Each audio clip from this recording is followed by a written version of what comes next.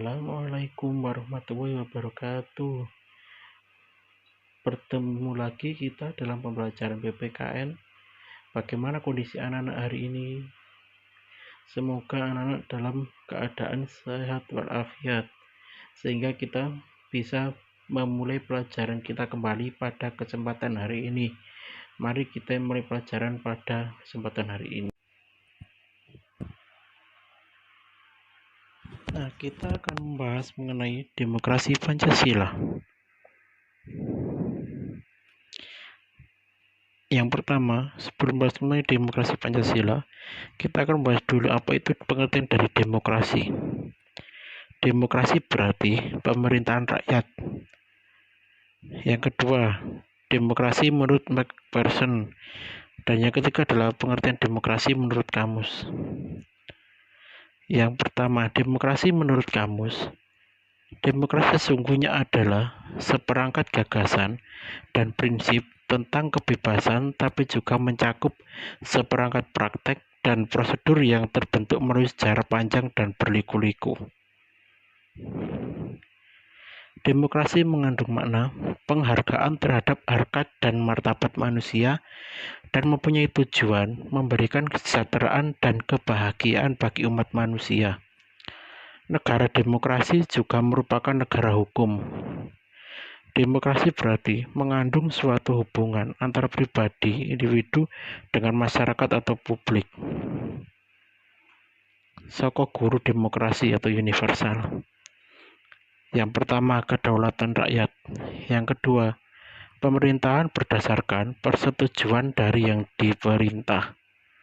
Kekuasaan mayoritas, hak-hak minoritas, jaminan hak-hak asasi manusia, pemilihan yang bebas dan jujur, persamaan di depan hukum, proses hukum yang wajar, pembatasan pemerintah secara konstitusional, pluralisasi sosial, ekonomi, dan politik, nilai-nilai toleransi, pragmatisme, kerjasama, dan mufakat.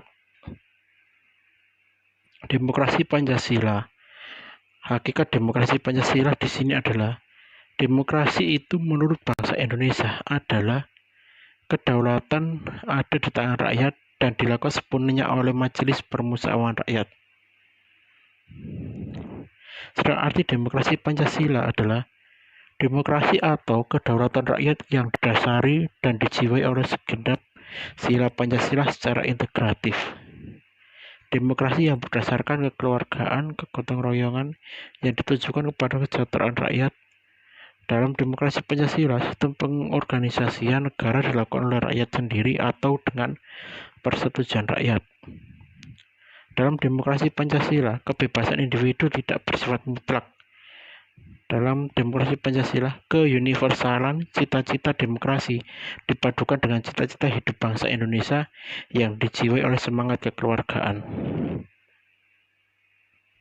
Ciri-ciri demokrasi Pancasila sendiri di sini adalah kedaulatan berada di tangan rakyat, dianut paham kenegaraan integralistik, yaitu negara integral.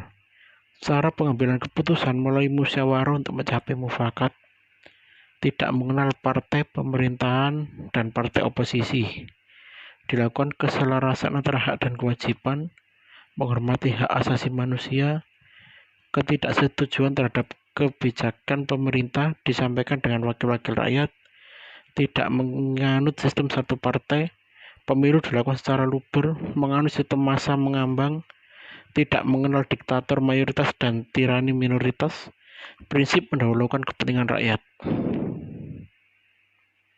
Aspek-aspek demokrasi Pancasila. Aspek formal. Cara rakyat menunjukkan wakil-wakilnya secara bebas, bertanggung jawab, terbuka, dan jujur. Aspek material. Mengakui harkat dan martabat manusia, serta menjamin bagi perwujudannya masalah politik, ekonomi, sosial, budaya. Aspek normatif. Menggunakan seperangkat norma sebagai aturan permainan dalam negara. Aspek persatuan dan kesatuan, solidaritas, keadilan, dan kebenaran.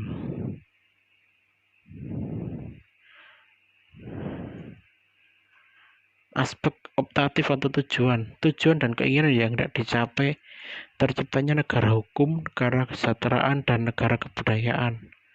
Aspek organisasi. Organisasi sebagai wadah pelaksanaan demokrasi baik supra maupun infrastruktur. Aspek kejiwaan mengandung unsur semangat. Pokok-pokok demokrasi Pancasila. Yang pertama yaitu untuk kepentingan umum atau republika. 2. Kekuasaan tertingginya pada rakyat atau kedaulatan rakyat. Menggunakan lembaga perwakilan rakyat berdasarkan hukum. Pemerintah berdasarkan konstitusi. Kepala negara atas nama rakyat atau mandataris dari rakyat. Mengakui hak dan kewajiban kemanusiaan atau hak asasi.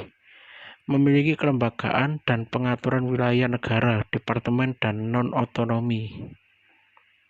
Demokrasi bukan tujuan melainkan sarana untuk mencapai tujuan nasional. Memiliki tata cara untuk melindungi diri dari ragam demokrasi lain yang tidak sesuai. Sekian dan terima kasih. Sampai jumpa di pertemuan selanjutnya.